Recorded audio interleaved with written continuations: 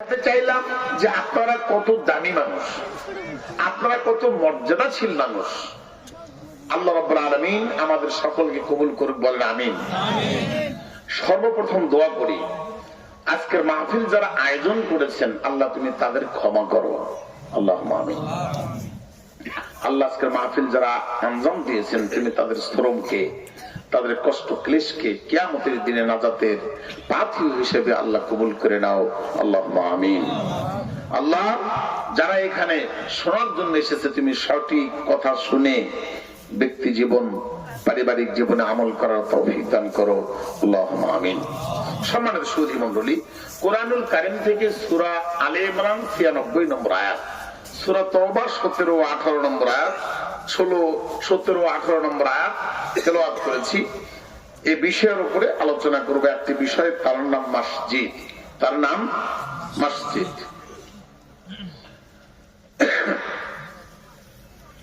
সূচনায় আরেকটি কথা বলি, মা বোন আপনাদের ভেতরে জায়গা হচ্ছে না, আপনার শুরু থেকেই চেপে চেপে বসুন, অন্যকে বসার সুযোগ দেন। কথাটি যেন আর দ্বিতীয়বার বলতে না হয়।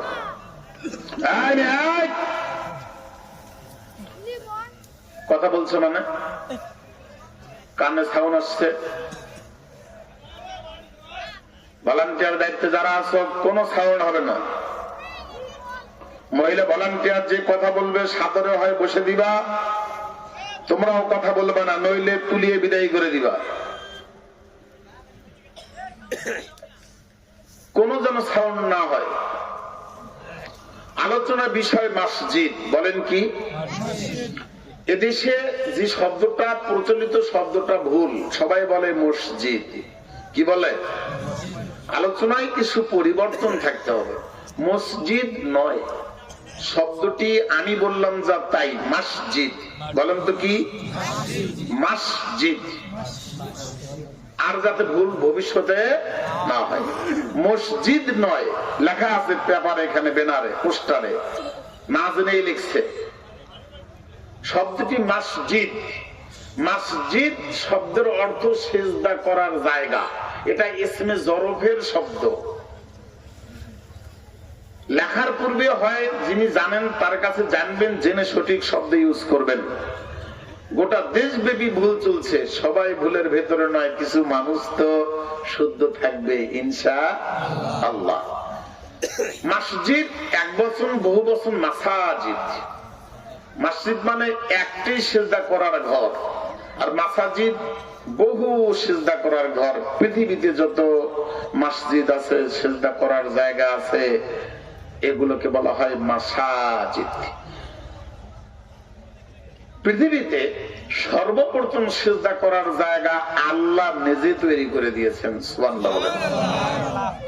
আর পৃথিবীতে যত মসজিদ আছে সব মানুষে বানাইছে, আর একটাকে বানাইছে আল্লাহ বানাইছে। আল্লাহ তার ফেরেশতা দিয়ে কিভাবে, কাকে দিয়ে আল্লাহ বানাইছেন আল্লাহ বলছেন। এ নবী আপনি বলেন, আউযু বিল্লাহি মিনাশ শাইতানির রাজীম। ইন্না আউওয়ালা বাইতিন উযিয়া লিন-নাসি লাল্লাযী বিবাক্কাতা মুবারাকান ওয়া হুদাল লিল আলামিন। আমার আল্লাহ বললেন, ইন্না মানে নিশ্চয়ই, আউওয়ালা মানে প্রথম, বাইতেন মানে ঘর, উযিয়া ফিল মাজি মাজহুলের 1 নম্বর সেগা তৈরি করা হয়েছে, নির্মিত হয়েছে।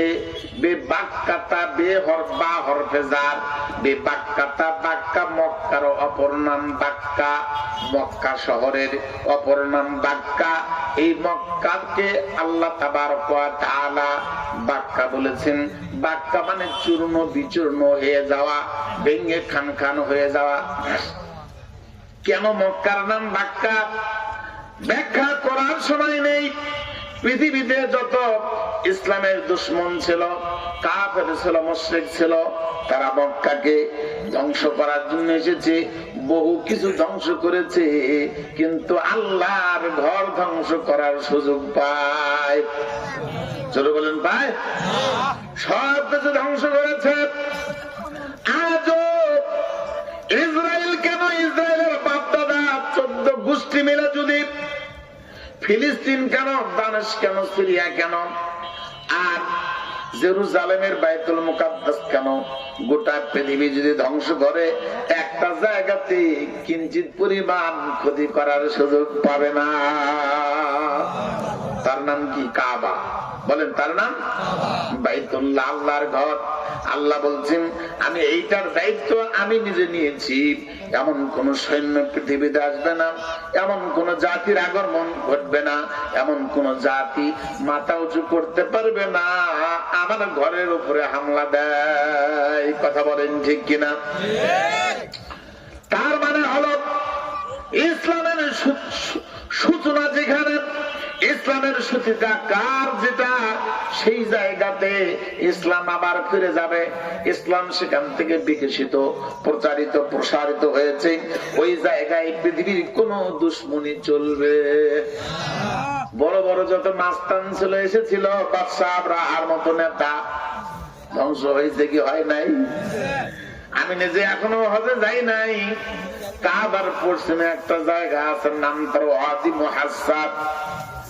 বাদশাহ আব্রাহা যখন এসেছিল কাবাকে ধ্বংস করার জন্য করে, আল্লাহ তাআলা সবগুলোকে ধ্বংস করে দিয়েছেন, পুঁতে দিয়েছেন মাটির নিচে। যে জায়গায় তারা সব ধ্বংস হয়ে গেছেন, ওই জায়গায় কিছুই হয় না, জায়গাটা গর্ত হয়ে আছে, নিচু হয়ে আছে, তুলনামূলক নিচু। হাদিস গ্রন্থে এসেছে, আল্লাহর নবী বিশ্ব নবী বলছেন আল্লাহ তাআলা নিজে কাবা নির্মাণ করেছেন, কাবা রক্ষণাবেক্ষণের দায়িত্ব নিজে নিয়েছেন। এই কাবাকে পৃথিবীর কোন পরাশক্তি ধ্বংস করতে পারবে? জোরে বলেন পারবে? আল্লাহ বলছেন এই জন্য মক্কার নাম বাক্কা, চূর্ণ বিচূর্ণ শহর, অনেক কিছু মানুষ ধ্বংস করেছে জালেমেরা, কিন্তু আল্লাহর ঘরকে ধ্বংস করতে পারে নাই।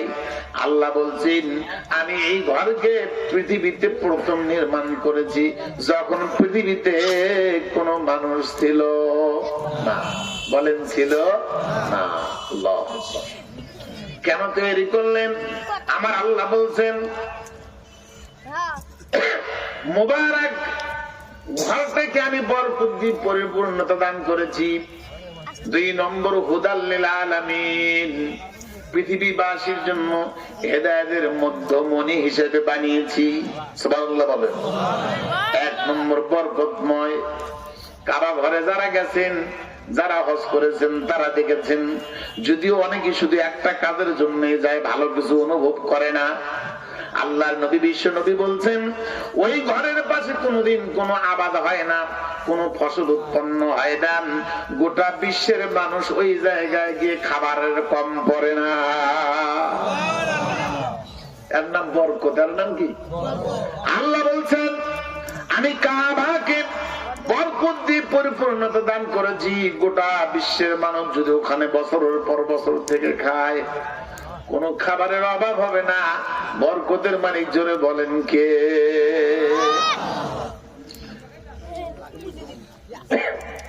একটু তাকান দেখি বুঝেন কিনা আমি একটা কথা বলি। আল্লাহ বলছেন ও হুদাল লিল আলামিন, আমি হেদায়েতের মূল উপাদান, হেদায়েতের মূল মগজ আমি কাবাকে বানিয়ে দিলাম দুনিয়ার মানুষকে। এই জায়গায় গেলেই মানুষের মনটা নরম হয়ে যায়। সারা জীবন চাকরি করেছে, নিজে জানে কোন জায়গাটা ঘুষের টাকা, নিজে জানে কোনটা হারাম উপার্জন, ভয় কাজ করে অন্তরে। তাই তো হজে যাওয়ার সময় নিজের বাবার প্রত্যেক সম্পত্তি বিক্রি করে হজ করার চিন্তা করে। কথা বলেন ঠিক কিনা? কারণ হাজি যিনি হজ করবেন জানেন চিটিং বাটপারির টাকা দিয়ে হজ হবে। রিটায়ারমেন্টে গেলে বলে ফ্রেশ টাকা যেটা পাবে সেইটা দিয়ে হজ করবে। কারণ প্রত্যেক মাসে সরকারি কর্মকর্তাদের একটা ফিক্সড বেতন কেটে রাখা হয়, এইটা হালাল টাকা। এই টাকাটা দীর্ঘদিন পরে দেয়, তবে এখানে কিছু মুনাফা থাকে। যারা এরকম চাকরিতে আছেন মুনাফা দিয়ে কখনো হজ করবেন না। পাইলেও এটা দান বামে দান করার চিন্তা ভাবনা মাথায় নেবেন। আল্লাহ তৌফিক দান করুক, জোরে বলেন আমিন। আল্লাহর নবী বিশ্ব নবী বলেছেন, আল্লাহ বলেন কাবাকে আমি হিদায়াতের মধ্যমণি বানিয়ে দিলাম, বরকত দিয়ে পরিপূর্ণতা দিলাম। বরকত কারে বলে দেখেন তো, বোঝেন কিনা? গোটা বিশ্ব থেকে প্রায় 40 লক্ষ মুসলমান এখনো হজ করে। 40 লক্ষ মুসলমান নিজে যতদিন থাকে আর বাড়িতে ফেরার সময় এমন কোন মানুষ নাই 2-10 লিটার জমজমের পানি আনে না। যদি বলেন একটা স্ট্যাটিস্টিক পরিসংখ্যান বলছে প্রত্যেক দিন আল্লাহর কি রহমত, কি বরকত, কি নিদর্শন কাবার চতুর্পাশে। একটা শুধু বলে আমি সামনে এগিয়ে যাব।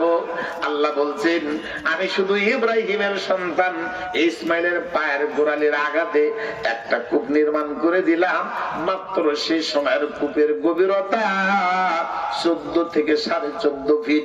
এখন কিছুটা গভীরতা বাড়ি, পরিষ্কার পরিচ্ছন্নতার মানদণ্ডে যদিও কিছুটা গভীরতা বাড়িয়ে গেছে।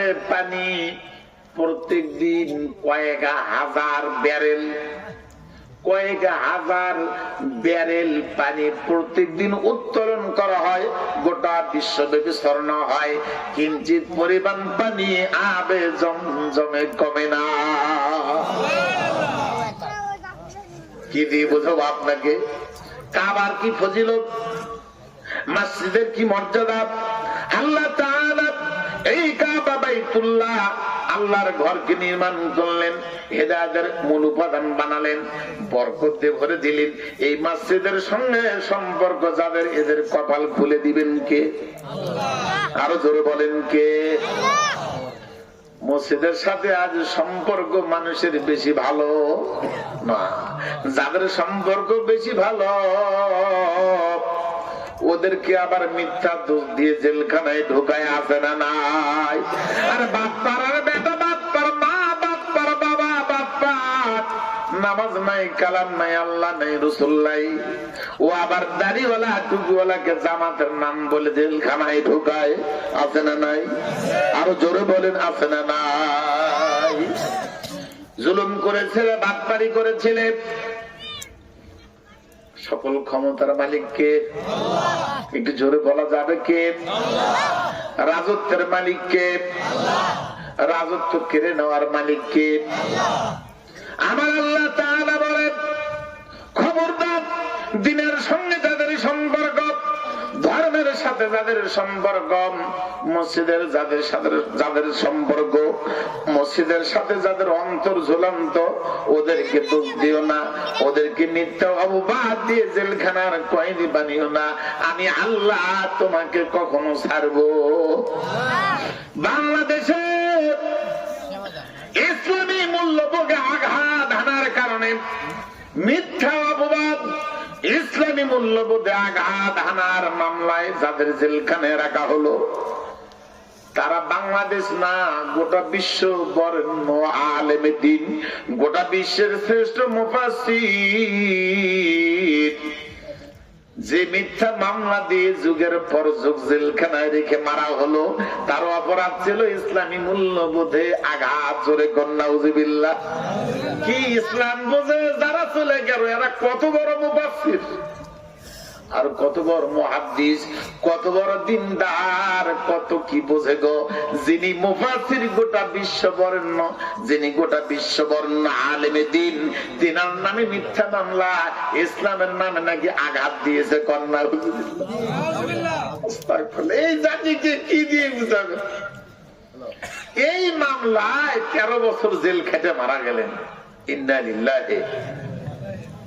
শোনেন, কোন মানুষের উপর অন্যায় ভাবে জুলুম করেন না, কোন মানুষকে কষ্ট দেন না, কোন মানুষের জমি বাড়ি গাড়ি লুটপাট করেন না। ওই মানুষটা যদি কেঁদে 2 ফোঁটা পানি ঝরায়, আজ হোক কাল হোক, টুডে এন্ড টুমরো আপনি ধ্বংস হবেন, হবেন, হবেন নিশ্চিত, বলেছেন আল্লাহ। কথা বলেন ঠিক কিনা? হয়তো ক্ষমতার দপটে, নেতার শক্তিতে কিছুদিন চলবে, কিন্তু যেদিন নেতা হারিয়ে যাবে, সেই দিন তোমাকে আর খুঁজে পাওয়া যাবে। আচ্ছা একটা সত্য কথা বলেন, রাগ করবেন না তো? এই মানুষগুলো এভাবেই আছেন। মাত্র কয়েক মাস পূর্বে একটা মানুষ শুধু বাংলাদেশ থেকে চলে গেছে, একজন। কয়জন? ওই মানুষটা যাওয়ার আগে গোটা বাংলাদেশের সব মানুষগুলোই মনে হচ্ছিল ওই দলের, তাই না? মানে অন্য কোন দলের মানুষ আর দেশ। আচ্ছা বলুন তো, মানুষের কাছে একটা, এখন খুঁজে দেখেন আর মনে হয় একটা লোক ওই দলের। কথা কোন ঠিক কিনা? আরো জোরে বলতে হবে ঠিক কিনা?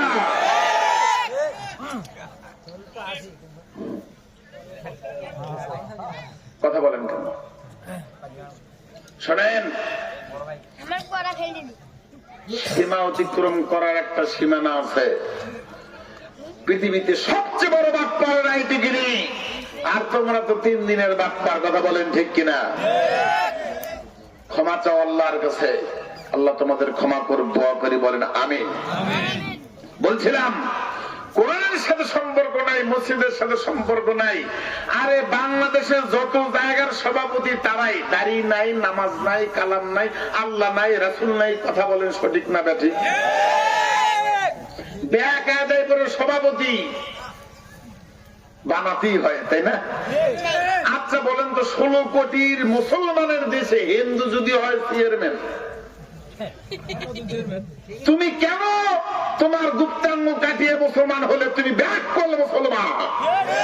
কথা কয় না? তুমি কি চামড়া কাটানোর জন্য এসেছিলে? এই চামড়া না কাটাও মুসলমান হয়, কালেমা পড়লেই মুসলমান। তুমি ওটা কাটানো সুন্নাত। এই 16 কোটি মুসলমানের দেশে তোমার মতো কাপুরুষ তাকে চেয়ারম্যান নির্বাচিত করেছো, যাকে মা ফেলে বসানো যায় না, যাকে মসজিদে ডাকা যায় না, যাকে কোনো ভালো জায়গায় ডাকা যায় না। কথা বলেন ঠিক কিনা? আমি আমার 7 বছরে একজনও চেয়ারম্যানের সীমানায় ভাড়া দেয়নি। আমার বিরুদ্ধে মামলা হয়েছে, আমার বাড়ি দখল করেছে, জমি দখল করেছে, আল্লাহর কাছে সঁপে দিয়েছি, কোনদিন চেয়ারম্যানের কাছে যায়নি। চেয়ারম্যান এখন জেলখানায় পড়ছে। কথা বলেন ঠিক কিনা? আমি আব্দুল্লাহ নাম যেভাবে ছিলাম আরো ভালো আছে, আলহামদুলিল্লাহ বলেন। একটু আপনাকে টাপ দিলাম, জুলুম করেন না, আল্লাহ ছাড়বে না। আগামী দিন আপনাদের জন্য অপেক্ষমান। এ দেশের পূর্বাকাশে উজ্জ্বল আলো উদ্ভাসিত আপনাদের একটি ভালো অবস্থান দেখতে চাই। বাংলাদেশ আজ হোক, কাল হোক, 10 বছর পরে হোক, 50 বছর পরে হোক, ইসলামের বাংলাদেশ হবে ইনশাআল্লাহ। জোরে বলেন ইনশাআল্লাহ। ভাইয়েরা আমার, দুঃখ ভারাক্রান্ত হৃদয় নিয়ে কয়েকটি কথা বললাম। আল্লাহ বলছেন পৃথিবীর সবচেয়ে ভালো জায়গার নাম মসজিদ। পৃথিবীর প্রথম ঘর কাবা, বাইতুল্লাহ, আল্লাহর ঘর। এই ঘরের সঙ্গে দুশ্মনী বহু মানুষ করেছিল, কেউ টিকে নাই, একজনও না। আবু জেহেল রাসূলের দুশ্মন ছিল। এখন হাদিসের ওই জায়গায় পায়খানা না করলে পেট নাকি ক্লিয়ার হয় না।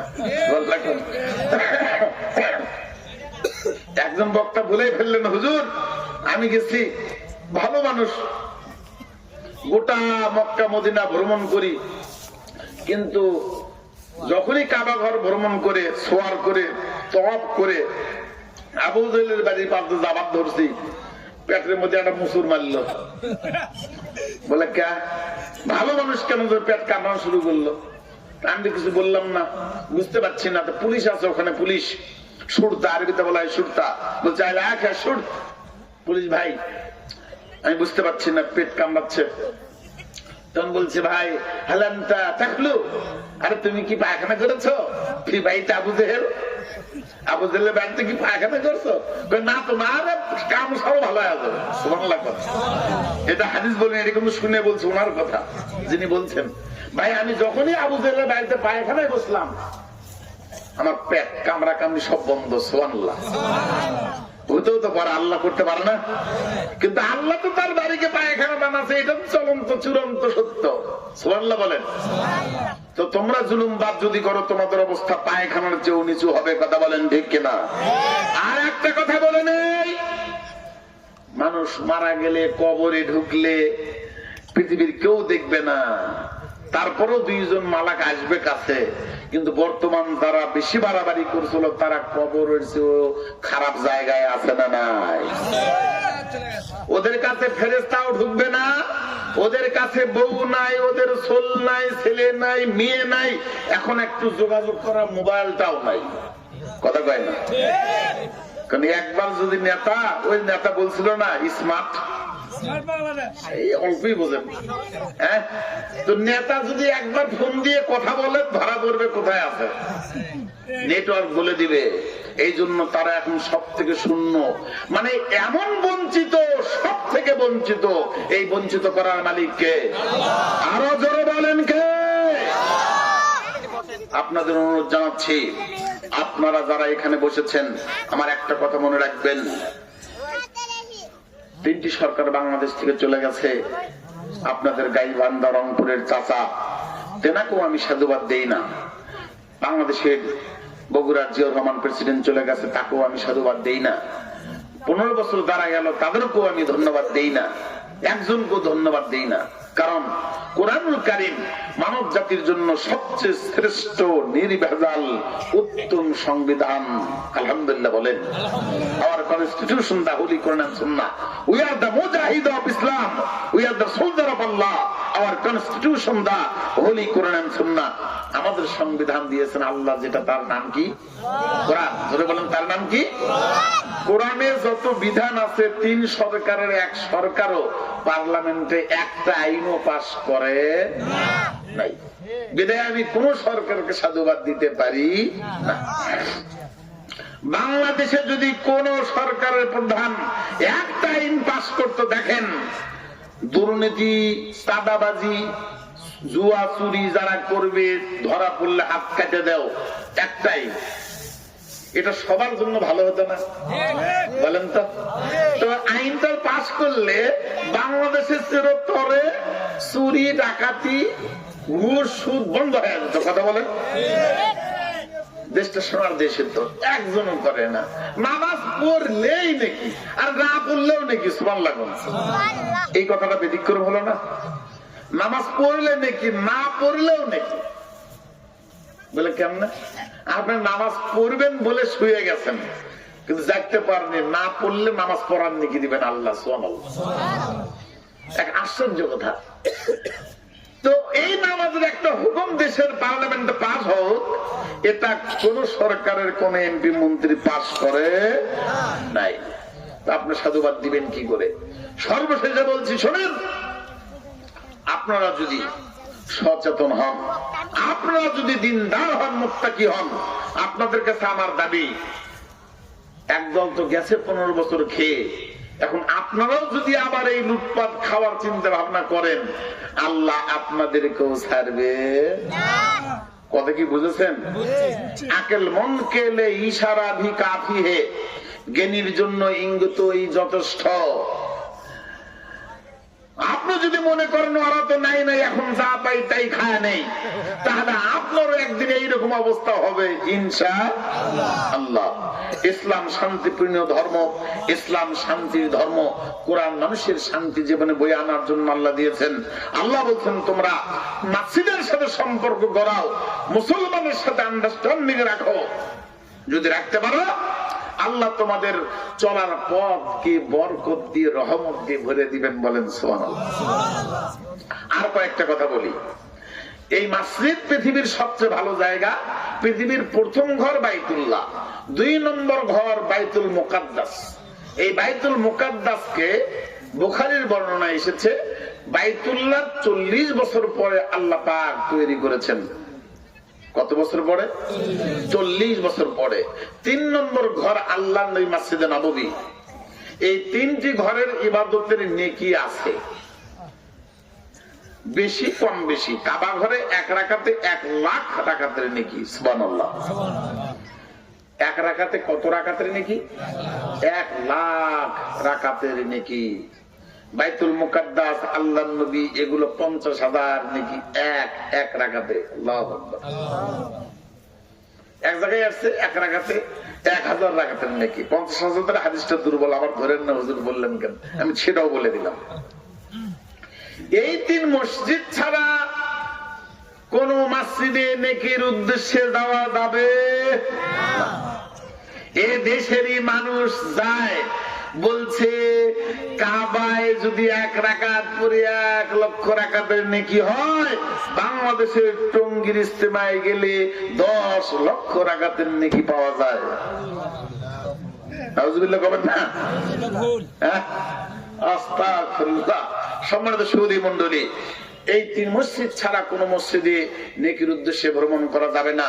পল্লীর বালুর ভেতরে, চরের ভেতরের মসজিদে জামাতে নামাজ পড়লে যা নাকি হবে, বাংলাদেশের বাইতুল মুকাররমে পড়লেও তাই হবে। তবে বেদাতীদের মসজিদে নামাজ পড়া থেকে দূরে থাকাই ভালো। মনে থাকবে কথা। আহলাদিস মানুষ, আপনাদের একটু সচেতন করতে চাই, 2 পা যদি হিতে কষ্ট করে যেতে হয়, আহলাদিস মসজিদে যাবেন। কথাগুলো লাইভ হচ্ছে, গোটা বিশ্বব্যাপী চলছে। সই আকীদার মসজিদে, সই আকীদার মানুষগুলো 2 পা দূরে হলো যাবেন, এটা আমার অনুরোধ। শত বাধা বিপত্তি উপেক্ষা করে 3 ডে হলো একটা মসজিদ আমরা নির্মাণ করতে সক্ষম হয়েছি সোনাতলার প্রাণ কেন্দ্রে। আপনাদের কাছে আমাদের দাবি, ঘুরতে গেলে, বাজার করতে গেলে, সালাতের সময় হলে পালিত পক্ষে চেষ্টা করবেন আমাদের মসজিদে সালাত পড়ার জন্য করে। সকল মসজিদে হবে, তবে বেদাতি মসজিদে না পড়াটাই ভালো। নামাজ হবে না তা বলেনি, কারণ আপনার নামাজ পড়ে আরামটাই পাবেন না। কি বলেন? সিজদা রুকু রাখুলিয়ে দেন নাই, পায়ের মাঝে ফাঁকা, শয়তান একটা সাথে নিয়ে নামাজ পড়ছে। ওরা মসজিদে পৃথিবীর সবচেয়ে ভালো জায়গায় শয়তান বেশি থাকে। সুবহানাল্লাহ বলেন। তো আপনাকে বলছি, এই মসজিদ নিয়ে বাংলাদেশে বহু ভেজাল আছে। কি ভেজাল? 1, মসজিদের কমিটি নিয়ে। মসজিদের এখন অধিকাংশ কমিটি দাঁড়িয়েছে, আছে না নাই? আপনাদের এলাকায় নাই? আমি যে মসজিদের ইমাম, আমার মসজিদের মুসল্লি এখানে আছেন, জাহিদুল ভাই আরেকজন। দেখুন তো ইমাম সাহেবকে একটু বলেন, যদিও আমি ধন্যবাদ জানাই আমার বড় ভাই আব্দুল খালেক আছেন, আমার মসজিদের মুসল্লি এরকম 5টা 8টা মাহফিলের লোক লাগবে। সুবহানাল্লাহ বলবেন না? আমি বলেছি শোনেন, আল্লাহ কি বলেছেন শোনেন। আউযু বিল্লাহি মিনাশ শাইতানির রাজীম। মা কানা লিল মুশরিকিনা আইয়ামারু মাসাজিদাল্লাহ মাসাজিদাল্লাহি শাহিদিনা আলা আনফুসিহিম বিল কুফর। আল্লাহ বলেন সূরার নাম সূরা তাওবা 17 নম্বর আয়াত, মা কানা লিল মুশরিকিন, যারা নামাজ পড়ে না তারা মুশরিক বলেছেন নবী মুহাম্মদ সাল্লাল্লাহু, জোরে বলেন সাল্লাল্লাহু। নামাজ যারা পড়ে না ওরা মুশরিক। সহিহ ইবনে মাজাহ 1080-82 নম্বরে হাদিসে এসেছে, মান তারাকা সালাতাম মুতাম্মিদান ফাকাদ আশরাকা। নবীজি বলছেন নামাজ পড়ে না যে মুশরিক হয়ে যায় সে। এখন বহু বেনামাজি শুধু জুম্মার দিন নামাজ পড়ে, ক্ষমতার লোভে, পদের লোভে সভাপতির পদ এখনো ধরে আছে। এমন কমিটির সভাপতি আছে না নাই? আল্লাহ বলছেন কখনো যেন কোন বেনামাজি, কোন মুশরিক মসজিদের খাদেম না হয়। আল্লাহ বলছেন যারা নিজেরাই কুফরি করে, নিজেরা আল্লাহর আইনকে মানে না, আল্লাহর হুকুমকে মানে না, নবীর সুন্নাহকে মানে না, এমন মানুষ যেন কখনো মসজিদের দায়িত্ব গ্রহণ না করে।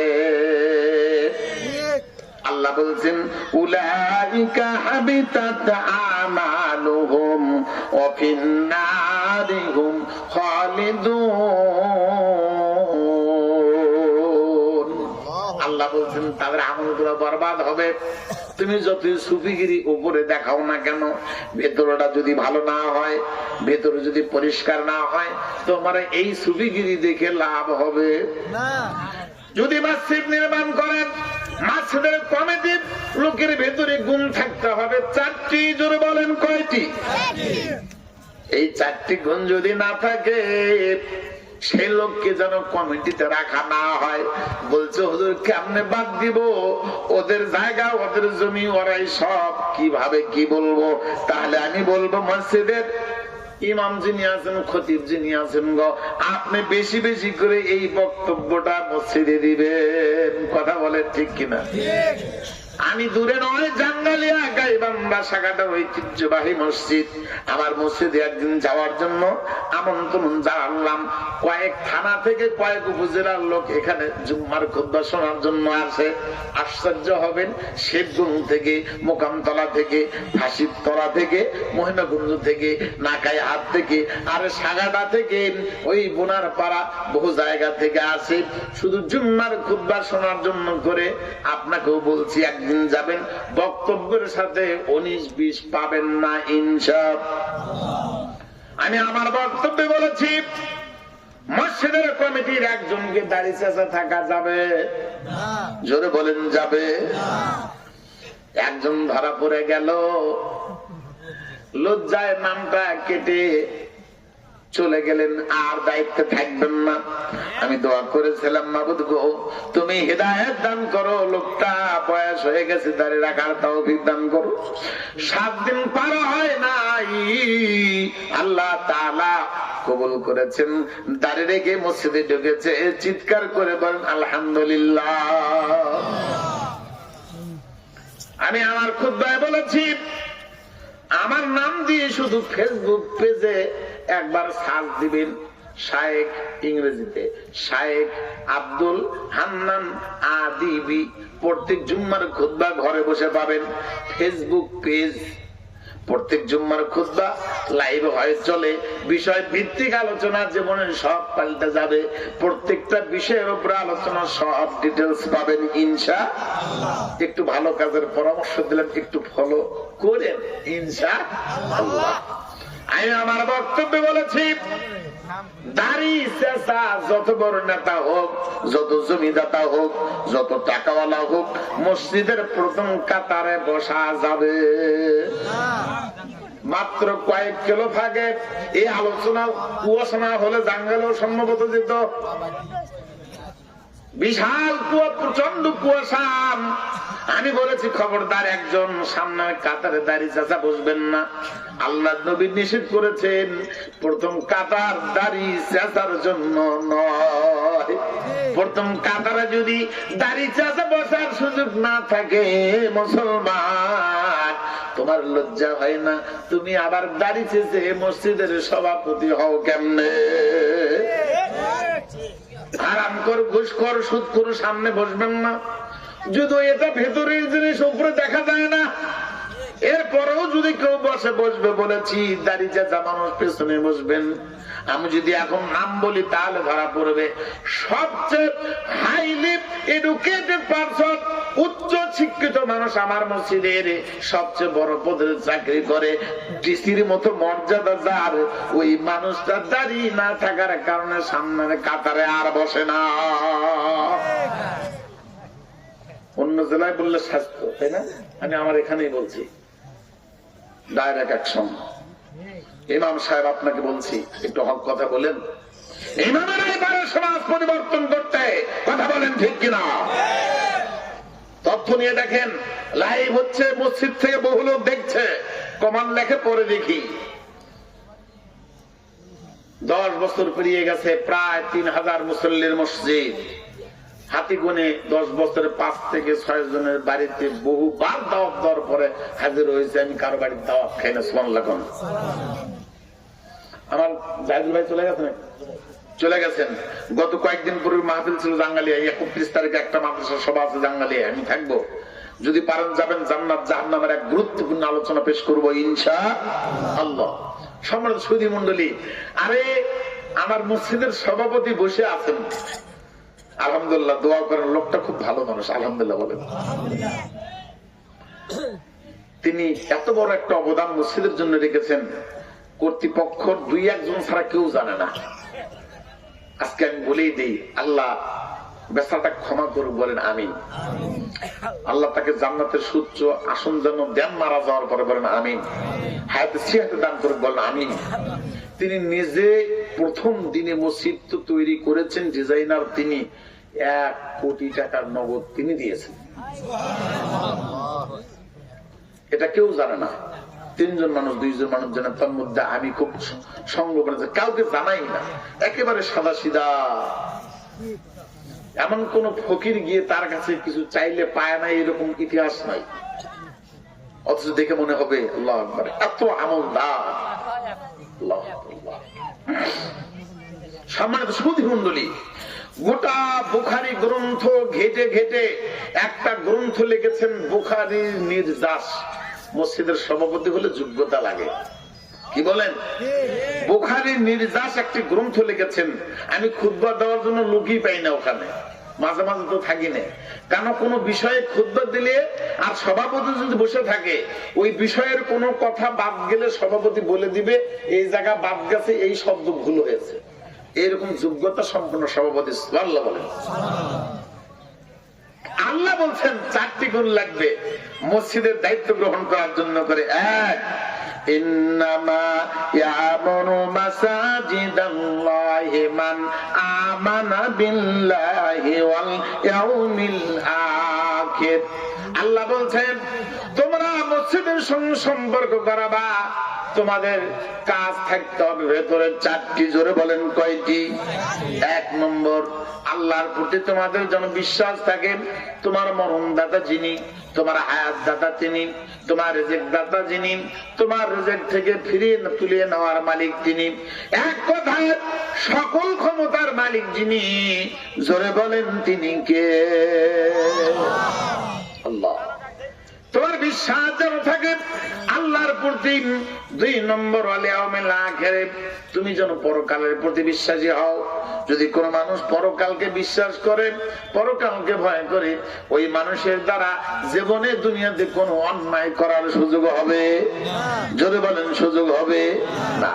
আল্লাহ তাআলা বলেন 3 নম্বর কাজ, ওয়া আকামাস সালাতা ওয়া আতাজ যাকাত। আল্লাহ বলছেন যারা দায়িত্বশীল হবে, মসজিদ যারা নির্মাণ করবে, মসজিদের যারা কমিটিতে থাকবে, তাদের আর 1 নম্বর দায়িত্ব, তারা যেন 5 ওয়াক্ত নামাজি হয়। সুবহানাল্লাহ। কি হবে? নামাজি। নামাজ নেই তাকে মসজিদের দায়িত্বে থাকা যাবে না বলেছেন আল্লাহ। বলেন কে? আরো জোরে বলেন।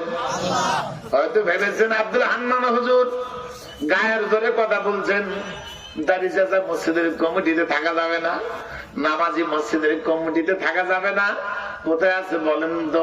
আমার আল্লাহ বলছে 4টি জিনিস যার মাঝে নাই, মসজিদের কমিটিতে তার থাকার জায়গা নাই। তার মধ্যে 1টি দায়িত্ব, 1টি কাজের নাম 5 ওয়াক্ত সালাত। সভাপতি মসজিদের আযান হলে ঘরেই বসে থাকে, মসজিদে একদিনও যায় না, শুক্রবার ছাড়া হাজির হয় না। কিন্তু সভাপতি জমি আছে বাপের, ওই ক্ষমতা ধরে সভাপতি, তোমার জমি থাকতে পারে, তোমার বাবার থাকতে পারে, সভাপতির ক্ষমতা আল্লাহ তোমাকে দেয়নি। আল্লাহ দিয়েছে গরিব হোক, মিসকিন হোক, ফকির হোক, যদি নামাজি হয় সেই মানুষ সভাপতি হবে। কথা বলেন ঠিক কিনা? 1, আল্লাহর প্রতি বিশ্বাস। 2, পরকালের প্রতি বিশ্বাস। 3, 5 ওয়াক্ত সালাত। বলেন তো কয় ওয়াক্ত সালাত? 4 নম্বরে এই 3টাও পাওয়া যাবে। এইবারেরটাই সমস্যা। এখন যেটা বলবো, আল্লাহ বলছেন ওয়া আতাজ যাকাত। দুনিয়ার মানুষ শোনো শোনো, নামাজের সম্পর্ক আছে কিন্তু যাকাতের সম্পর্ক নাই। ওই মানুষটা মসজিদের কমিটিতে থাকার জায়গা নাই। নামাজ পড়লে যাকাত দিতে হবে, নামাজ পড়লে দান করতে হবে। সভাপতি মহোদয়, যাকাত যদি সম্পর্ক না থাকে ভালো জাকাতের সাথে, গরিব অসহায়ের পাশে দাঁড়াবার অভ্যাস নাই। মাদ্রাসায় এতিম ছেলেরা না খেয়ে কষ্ট করে, জীবনও দিতে চায় না। বহু টাকা আছে, জমা করে করে করে করে ব্যাংকে জমা করে করে অঢেল সম্পত্তির মালিক হয়েছে। আল্লাহ বলেছেন তোমার যদি যাকাত না থাকে তোমার দুনিয়াতে বেঁচে থাকার সুযোগ নাই। কোথায় পাবেন? সহিহ বুখারী 1402 নম্বর 3 নম্বর থেকে শুরু 7 নম্বর পর্যন্ত পরস্পর হাদিসগুলোতে এসেছে। একটা হাদিসে আল্লাহর নবীর সাহাবা হযরত আবু বকর রাদিয়াল্লাহু তাআলা আনহু বলছেন, আরবি বললে বুঝবেন যারা আরবি বোঝেন, লাউকা তিলাম্মা, আমি অবশ্যই তার সঙ্গে যুদ্ধ করব। মান ফাররাকা বাইনা সালাতি ওয়া যাকাতে, যারা নামাজ পড়বে আর যাকাত দিবে না, আবু বকর বলছেন তাদের দুনিয়ায় বেঁচে থাকার সুযোগ নাই। কোটি কোটি টাকার মালিক সভাপতি, লক্ষ লক্ষ টাকার মালিক সভাপতি, কিন্তু যাকাত দেয় না। আল্লাহ তাআলা বলছেন 4টি গুণ যদি না থাকে ওরা মসজিদের দায়িত্ব গ্রহণ করা ঠিক না। এবার বলেন তো 4টি গুণের নাম কি? 1 নম্বর আল্লাহর প্রতি বিশ্বাস, বলেন। 2 নম্বর পরকালের প্রতি বিশ্বাস। 3 নম্বর নামাজ প্রতিষ্ঠা। 4 নম্বর যাকাত প্রতিষ্ঠা, যাকাত প্রদান। এই 4টি গুণ যাদের মাঝে আছে আল্লাহ বলছেন ওই মানুষগুলো যেন মসজিদের খাদেম হয়। আল্লাহর নবী বিশ্ব নবীজি বলছেন, হযরত উসমান রাদিয়াল্লাহু তাআলা আনহু বলেন, আল্লাহর নবী বলছেন 450 নম্বর হাদিস, তাওহীদ পাবলিকেশন সহিহ বুখারী, মান বানা মসজিদান লিল্লাহি, নবী বলছেন কোন মানুষ যদি দুনিয়ার বুকে একটা মসজিদ বানায়, বানাল্লাহু লাহু বাইতান ফিল জান্নাহ, আমার আল্লাহ তাআলা তার জন্য জান্নাতে বালাখানা বানান। সুবহানাল্লাহ। কিন্তু বাংলাদেশের মানুষ এই কথাটা শুনে মানতে চায়, বিশ্বাসও তেমন করতে চায় না। বলেন তো কেন? টাকা মসজিদে 10 টাকা দিলেও আপনার মানে একটা ঘর হবে, এটাই চূড়ান্ত সত্য। সুবহানাল্লাহ। রাসূল সাল্লাল্লাহু আলাইহি সাল্লাম বলছেন, মসজিদে জুম্মার দিনে যদি কেউ মসজিদে প্রথম ঢোকে কিসের নেকি পাবে? উট কুরবানির। জোরে বলেন। পেছনের লোকেরা কি কুরবানি? উট কুরবানির নেকি পাবেন। এত বড় ফজিলত থাকার পরে জুম্মার দিনে খুতবার আগে কয়েকজন মানুষ মসজিদে যায়? এক কাতারই হয় না ছোটখাটো মসজিদে। আমার মসজিদে জুম্মার দিনে 6 কাতার হয়, প্রথম 7 কাতার হয়, শুরু করতে করতে মোটামুটি ভরে যায় 10 মিনিটের মাঝে। আলহামদুলিল্লাহ। তো এক কাতারে তাও সম্ভবত 80-র মতো লোক, তার মানে 6 কাতারে হলো প্রায় 500 লোক কি বলেন হাজির হয়ে গেছে। আলহামদুলিল্লাহ। তো আপনাদেরকে বলছি এই উট কুরবানির নাকি আল্লাহর নবী বলছেন আল্লাহ দিবেন, এতে কোনো সন্দেহ নাই। তারপরে মানুষ যায় না, কারণ কি? বলছে মুসলমান, বাংলাদেশের মুসলমান বাকিতে বিশ্বাসী কম। কি নগদ যদি পেত তাহলে কাজ হতো। আমি এই হাদিস পড়ে সেই দিন থেকে চিন্তা করলাম, আল্লাহ নবী এই কথা কেন বললেন গো? আল্লাহ নবী যদি বলতেন, শোনো কামারপাড়া 3 নং মসজিদের মুসল্লি, শুক্রবারের দিনে সর্বপ্রথম যে মসজিদে ঢুকবে, মসজিদের গেটে কুয়েত, দুবাই, সৌদি থেকে 5 লক্ষ টাকা দামের একটি উট নিয়ে বেঁধে রাখা হবে, এনে প্রথম যে যাবে উটটা খুলে নিয়ে বাড়ি যাবে। এবার বলেন তো মসজিদের লোক আসতো? জোরে বলেন বারে। হ্যাঁ ঠিক বলছেন। কিসের 10টা? 5 লাখ টাকা উঠ না, ওই সারা রাত ঘুম বাদ দে খুঁটু ধরে থাকি মসজিদে। কথা বলেন ঠিক কিনা? মানে মসজিদে প্রথম গেলেই যদি 5 লাখ টাকার উঠ পাওয়া যায়, আরে ও নামাজও পড়বে না, ও পানিও নিবে না, সারা রাত জাগে থেকে বারান্দার খুঁটু ধরে থাকবে 1 নম্বর সিরিয়াল। কথা বলেন ঠিক কিনা? অথচ আল্লাহ নবী বলছেন উট কুরবানি দিলে যা নেকি হবে সেই সমপরিমাণ নেকি দেওয়া হবে। বলেন সুবহানাল্লাহ। মুসলমান এটা বোঝে না, মানে বাকি তো তাই। শোনেন, রাসূল বলছেন দেওয়া হবে, অতএব দেওয়া হবে।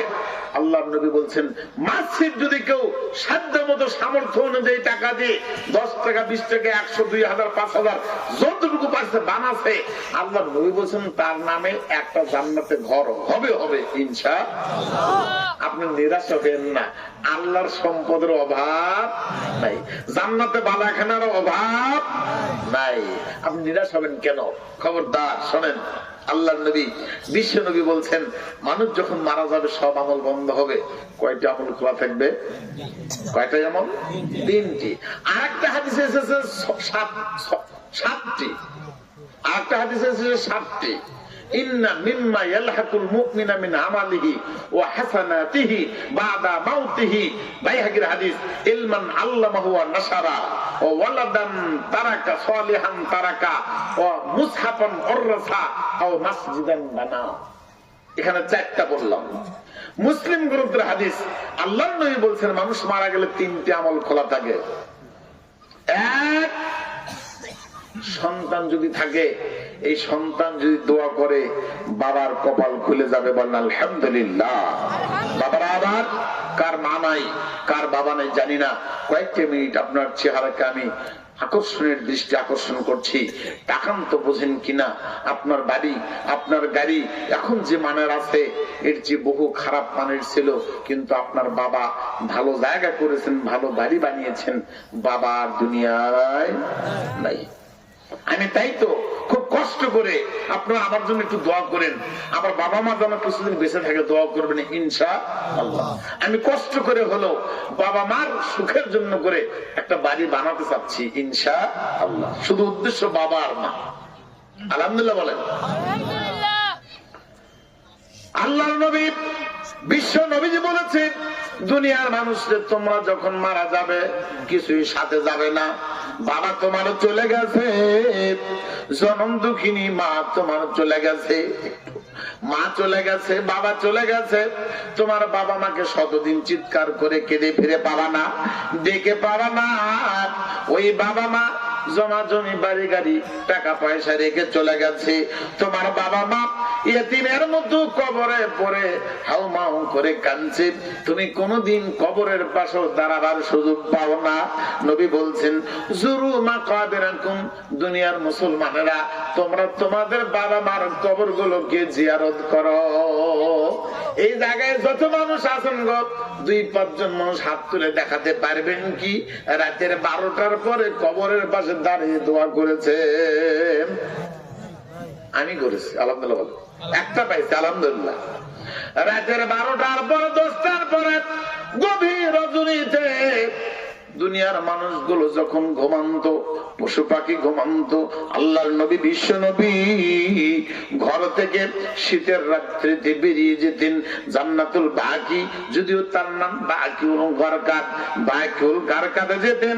আয়েশা বলছেন আমি নবী বিশ্ব নবীকে কাছে নিয়ে ঘুমাইলাম, আমার নবী আস্তে করে আমার পাশ থেকে উঠতেছেন। আল্লাহ নবীর স্ত্রী আয়েশা ক্যাবরা চোখে টেরা চোখে তাকায় আছে, দেখি নবী কোথায় যায়, সতীনের জ্বালা আছে না নাই? জোরে বলেন আছে না নাই? মা বোন আসলে যত ভালো তত ভালো না, এদের মাঝে হিংসামি বেশি আছে না নাই? জোরে বলেন আছে না নাই? আয়েশা রাদিয়াল্লাহু তাআলা আনহা এট এ টাইম একসঙ্গে 9 জন স্ত্রী নবীর জীবিত, একই সঙ্গে 9 জন স্ত্রীর ঘরে আল্লাহর নবী পরাক্রমে যেদিন দিন ভাগ ছিল রাত্রি ভাগ ছিল। আয়েশা সবচেয়ে বিশ্ব সুন্দরী নারী, কুমারী নারী হযরত আয়েশা। আল্লাহর নবী আয়েশার কাছে ঘুমালেন। আয়েশা রাদিয়াল্লাহু তাআলা আনহা ঘুম থেকে দেখতেছেন নবী আমার কোথায় যায়। আল্লাহর নবী আস্তে করে উঠলেন যাতে আয়েশা বুঝতে না পারে। উঠে নবীজি বাকিউল গারকাদে গিয়ে আল্লাহর কাছে দোয়া করে বললেন মাবুদ গো মাবুদ, বাকিউল গারকাদবাসীদেরকে ক্ষমা করো মাবুদ।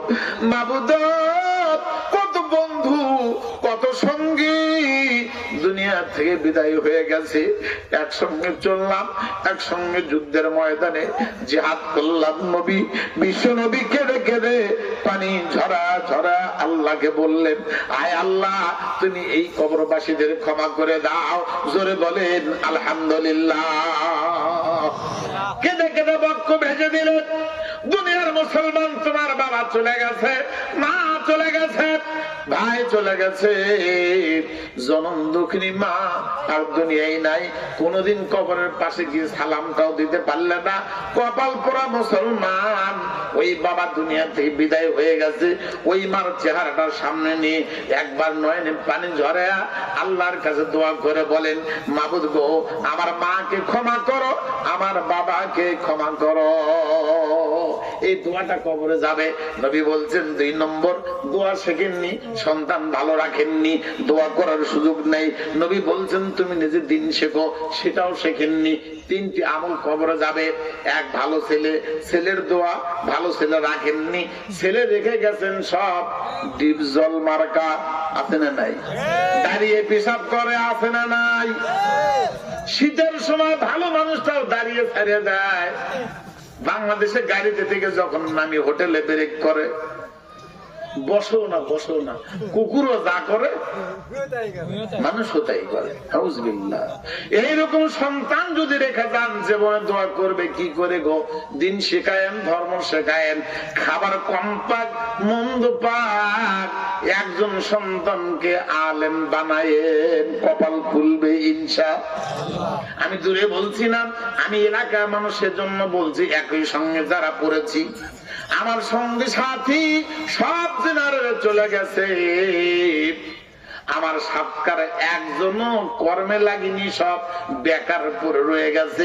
কোরআন কারীম আল্লাহ পাক আমাকে শেখাচ্ছেন, আমি মাদ্রাসায় ফকিরি বিদ্যা পড়ে আল্লাহ তাআলা আমাকে একটা জায়গায় এনেছে। জোরে বলেন আলহামদুলিল্লাহ। আরে একা বাবাকে পালি, মাকে পালি, ভাইকে পালি, ভাইয়ের বউকে পালি, ছোট ভাই পালি, মেজে ভাই পালি, বোন বন্ধু সবগুলোকে দেখি আমি গোটা ফ্যামিলি চালাবার তৌফিক দিয়েছেন কে? কে? একবার তথ্য নেন, বাড়ির কাছে বলছি। আলহামদুলিল্লাহ আপনাদের দোয়ায় 10ম বাংলাদেশ নিবন্ধন ইন্টিয়ার্সের পরীক্ষায় অল বাংলাদেশ আল্লাহ আমার প্রথম হওয়ার তৌফিক দান করেছিলেন। সুবহানাল্লাহ বলেন। অল বাংলাদেশ, জেলার থানায় না। আলহামদুলিল্লাহ বলবেন না? আপনি এত কিরবন কেবারে? আলহামদুলিল্লাহ বলেন। আল্লাহ সেই সুযোগে আমাকে একটা জায়গায় নিয়ে গেছেন। আলহামদুলিল্লাহ বলেন। আমি আপনাদের কাছে বলবো, একটা ভালো ছেলে রেখে যাবেন, নাই কপাল পুড়ে গেছে, নিজে সেকিন্নি পুড়ে গেছে, এখনো আপনার নামে, আপনার বাবার নামে একটা পথ খোলা আছে। আল্লাহ নবী বলছেন, আও সাদাকাতেন, কোন মানুষ যদি বাবার নামে, মায়ের নামে নিজের জন্য করে দান করে দেয়, এই দানের নেকি দান করলেই কবরে পৌঁছে দিবেন কে? আরো জোরে বলেন কে? ভাইজান, কার বাবা নাই, কার জনম দুঃখিনী মা নাই, কার মা দুনিয়া থেকে বিদায়, মার চেহারার সামনে নিয়া, বাবার চেহারার সামনে নিয়া 2000, 10,000, 5,000 টাকা এই মসজিদের জন্য ওয়াকফ করে দিবেন। আল্লাহ তুমি দেওয়ার তৌফিক দান করো। জোরে বলেন আমিন। সাইদুর রহমান, মাশাআল্লাহ ভাই, আমি এক আশ্চর্য জিনিস পেলাম। বাংলাদেশের বহু জায়গায় বহু কিছু আশ্চর্য পাই, আজকে গাইবান্ধার সাগাটারি এলাকার একটা আশ্চর্য জিনিস পেলাম। বলবোই তো, না বলে থাকবো না। এই মাহফিলের ব্যানারের সর্বশেষে যার নাম বলেন তো, কোথায় নাম? এই কাম করছেন কেন? তার মানে আজকে বড় ধরনের আছে সামনে নাকি থাকার কথা। তাছাড়া সর্বশেষ নাম জনাব মোহাম্মদ সাইদুর রহমান, 80,000 টাকা নগদ। জোরে বলেন আলহামদুলিল্লাহ। আল্লাহুম্মা সাল্লি আলাইহি, আল্লাহুম্মা বারিক আলাইহি। আল্লাহ সাইদুর রহমান কুরুশিয়া প্রবাসী, আল্লাহ 80,000 টাকা আল্লাহ দান কবুল করো। মাবুদ যে দেশে থাকে সুস্থ থাকার তৌফিক দান করো। আল্লাহ হায়াত তাইয়্যিবা দান করো। আল্লাহ মালে বারাকাত দান করো। আমিন, আল্লাহুম্মা আমিন। আব্দুর রাজ্জাক, এই দেখেন আব্দুর রাজ্জাক ভাই নগদ 12,000 টাকা প্রবাসী সৌদি আরব। লিল্লাহি তাকবীর, লিল্লাহি তাকবীর। ভাই তবে আপনার কাছে একটা দাবি, সেটা হচ্ছে সাইদুর রহমান ভাই যেহেতু 80,000 দিচ্ছে, আর 20,000 টাকা দিয়ে 1 লাখ মিল করতে বলবেন। আপনি দেখ না দেখ বলবেন আব্দুল রহমান ভাই বলছে, আমার নাম বলবেন, চিনবে এলাকার মানুষ, ভাই আপনাকে তার 20,000 টাকা দাবি করছে, আপনার জন্য খাস করে দোয়া করবে, 1 লাখ টাকার দাবি তার। ইনশা বলবেন তো? ইনশাল্লাহ।